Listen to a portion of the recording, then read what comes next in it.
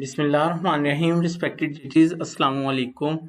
Respected judges, Babar Nadeem, civil judge here. और आज as per direction of our वर्दी district and session जज साहब चौधरी अमीन मोहम्मद खान साहब, मैं इंशाल्लाह presentation on the topic remand, discharge, remand and bail, इसके ऊपर मैं प्रेजेंट करूंगा। और it is proudful moment for me कि आप लोगों ने मुझे इस काबिल समझा, सेशन जज साहब ने, कि मैं इस टॉपिक के ऊपर लीड करूं। और मैंने इसके ऊपर मेहनत भी की है और इंशाल्लाह मैं कोशिश करूंगा कि मैं अपनी तरफ से इस टॉपिक को जो है वो अच्छी तरह से जो है टॉपिक्स को कवर करूं।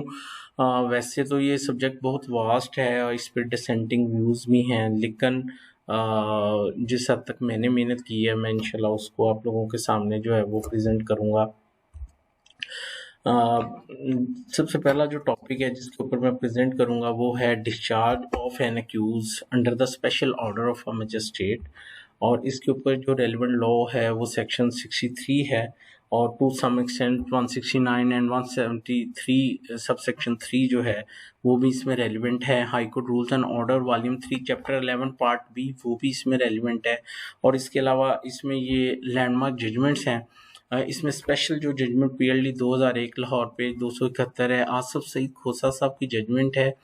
ये इतनी कमाल की जजमेंट है कि मैंने अपनी तरफ से तो जितने भी केस लॉस थे उनको थ्रैश आउट किया, लेकिन यकीन जानिए एंड पे मेरा यही कंक्लूजन था कि अगर ये एक जजमेंट ही मैं रेफ़र कर दूं डैट इज़ अनफ। तो मेरी प्रेजेंटेशन शुरू भी यहीं पे होगी और एंड भी यहीं इसी जजमेंट के ऊपर हो जाएगी।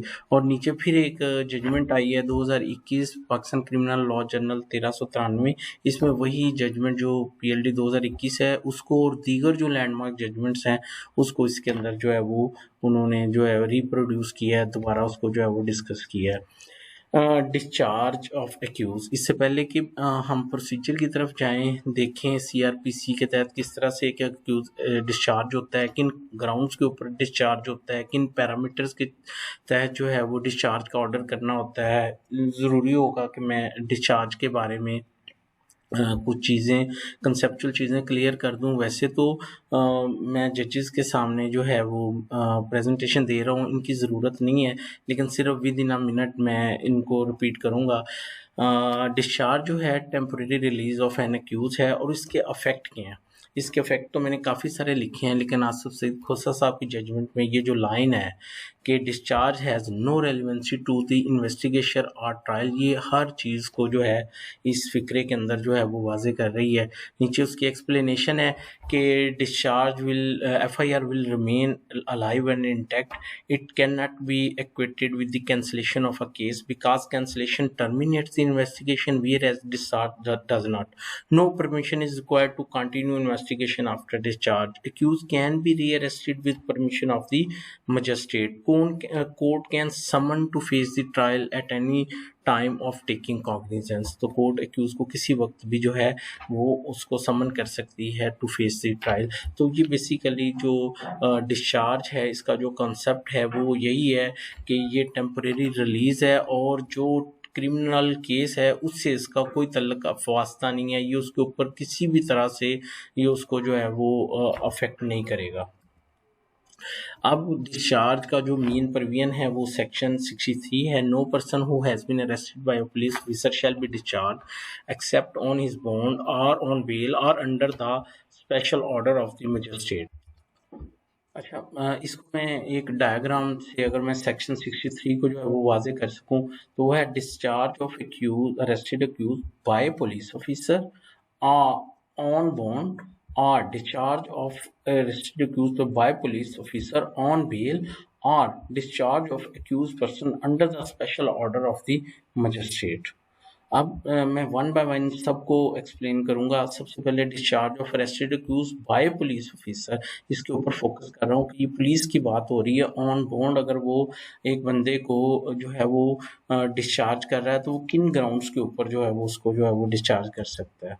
इसमें मैं कॉन्सेप्ट को क्लियर करने के लिए मैं आपको सबसे पहले जो है वो मैं फ़र्क करना चाहूँगा एक अरेस्ट के अंदर और एक टर्म है टू टेक कस्टडी के अंदर। जो आईओ है वो पाबंद नहीं है कि हर एफआईआर के बाद हर केस के अंदर वो एक्यूज को जो है वो अरेस्ट कर ले, अनलेस कि उसके against incriminating material on record हो। तो अगर वो उसको इन कस्टडी ले लेता है तो स्ट्रिक्टो सेंस हम उसको अरेस्ट नहीं कहेंगे। इसके बारे में मैं आपके सामने रूल शेयर कर रहा हूँ। पुलिस रूल 22/6 जो कहता है power to defer arrest if the fact that suspicion rest upon a particular person has been kept secret and there is no risk of his absconding, the police officials shall defer making the arrest unless the investigation is sufficiently complete। Unless, और ये कौन सी investigation है, आगे 169 है। तो मैंने ये बताने की कोशिश की है कि जो अरेस्ट और टू टेक कस्टडी है उसमें एक फ़र्क है। अगर हम डिस्चार्ज बाय पुलिस ऑफिसर की बात करेंगे तो ये इस हद तक है कि अरेस्ट का मतलब ये है टू टेक इन कस्टडी।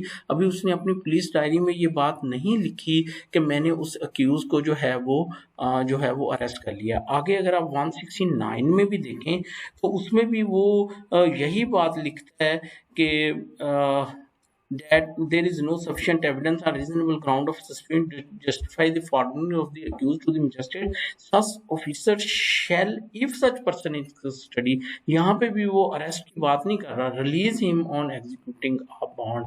तो एक चीज़ जो मैं बताना चाह रहा था वो ये है कि 163 में जो discharge of accused by police officer on bond की बात है वो सूरत है जिसमें उसने अभी अरेस्ट नहीं डाली। अगर उसने अरेस्ट डाल दी है अपने रिकॉर्ड में तो इसका मतलब है कि उसने माइंड बना लिया है कि sufficient incriminating material is available against him. उस सूरत में वो क्या करेगा, फिर वो स्पेशल ऑर्डर ऑफ मजिस्ट्रेट के तहत बंदा जो है वो रिलीज हो सकता है। फिर वो पुलिस ऑफिसर उसको जो है वो एक दफ़ा अरेस्ट डालने के बाद जो है उसको रिलीज नहीं कर सकती।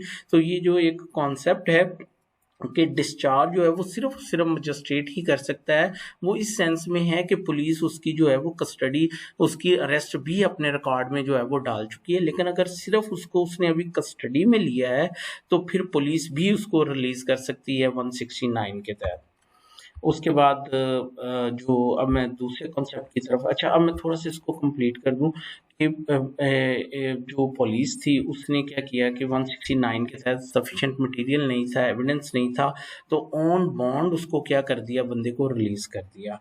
अब यही जो ऑन बॉन्ड उसने रिलीज किया, जब कोर्ट कॉग्निजेंस लेगी अंडर 173 तो वो फिर क्या करेगी, उस स्टेज पे कोर्ट या तो सफिशिएंट इंक्रिमिनेटिंग मटेरियल की सूरत में उस अक्यूज को तलब कर लेगी कि भाई आओ भाई ट्रायल को जो है वो फेस करो, और अदरवाइज वो क्या कोर्ट करेगी कि उसका जो बॉन्ड उसने दिया होगा उसको कोर्ट क्या कर देगी, उसकी वो बॉन्ड से उसकी लायबिलिटी जो है बॉन्ड को जो है वो डिस्चार्ज कर देगी। तो 173 सब सेक्शन 3 के तहत अक्यूज डिस्चार्ज नहीं हो रहा बल्कि उसका बॉन्ड डिस्चार्ज हो रहा है जो उसने 169 के तहत दिया था। अगर एक्यूज के डिस्चार्ज की बात की जाएगी तो वो फिर 63 सेक्शन जो है वही उसको जो है वो डील करेगा।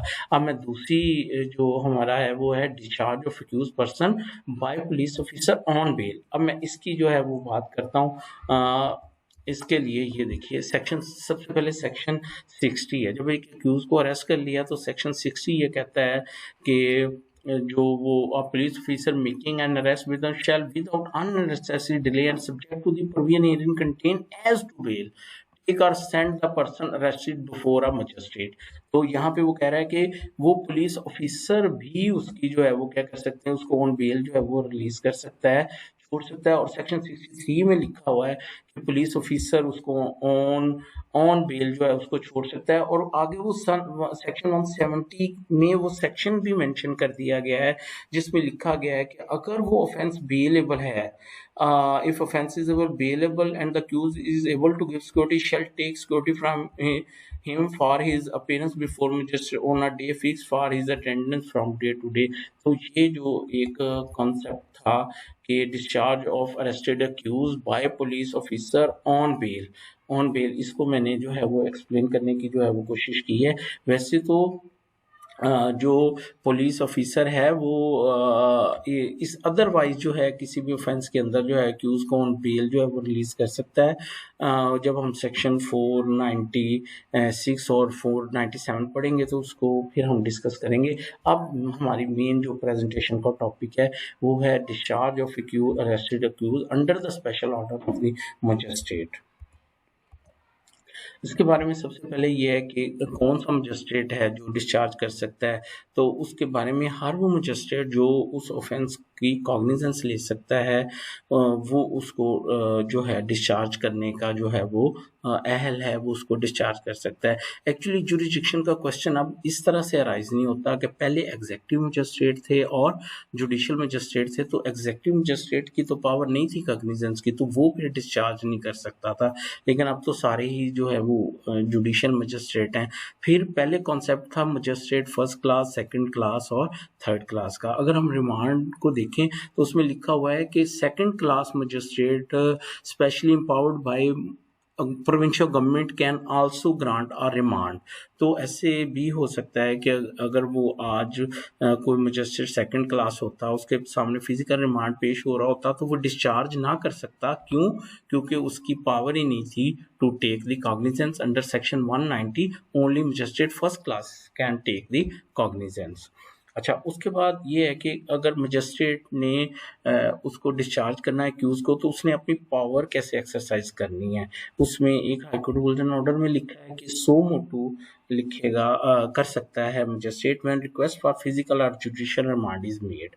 और उसके बाद जो है ऑन पुलिस रिक्वेस्ट भी कोर्ट जो है वो मजिस्ट्रेट जो है वो एक्यूज को क्या कर सकता है, वो डिस्चार्ज कर सकता है। अब वेरी इंपॉर्टेंट जो हमारा आज का ये मेरी जो प्रेजेंटेशन है उसका सबसे अहम पॉइंट जो है वो ये है कि हमने किन ग्राउंड्स के ऊपर जो है कि एक्यूज को हम जो है वो उसको जो है वो डिस्चार्ज कर सकते हैं। एक वो ग्राउंड्स और फिर वो पैरामीटर जिनको सामने रखते हुए हमने क्या करना है, उसको डिस्चार्ज करना है। तो उसके बारे में high court rules and order volume 1 chapter 11 part B वो सिंपल एक बात कहता है, वो कहता है कि मजिस्ट्रेट जो है उसको डिस्चार्ज कर सकता है if no cause is shown for the detention. If no cause is shown for the detention. अच्छा, a magistrate can make an opinion that a cause for detention exists or does not exist keeping in view the following factors। अब ये उसने कैसे mind बनाना है कि ये जो cause exist करती है या नहीं करती डिटेंशन के लिए। तो सबसे पहले कोर्ट ने keeping mind nature of the allegation against the accused जो है उसको देखना है। फिर कोर्ट ने एविडेंस कलेक्टेड, उसके लिए कोर्ट पुलिस डायरीज को जो है पेरूज करेगा। फिर evidence likely to be collected, उसको भी कोर्ट अपने मद्देनजर रखेगा जेन में। फिर डिफेंस प्ली क्या है एक्यूज की, उसको भी रखेगा। फिर evidence to support defence plea, उसको भी कोर्ट अपने माइंड में रख के मजिस्ट्रेट तो ये ऑर्डर करेगा। ये सारे जो मैंने लैंडमार्क जजमेंट्स बताई हैं ये बेसिकली वहीं से मैंने एक्सट्रैक्ट्स लिए हैं जिनको मैं जो है वो एक्सप्लेन कर रहा हूँ। तो इन चीज़ों को सामने रख के कोर्ट जो है वो अपना माइंड बनाएगा कि क्या जो है उसको फर्दर डिटेन किया जा सकता है या नहीं किया जा सकता।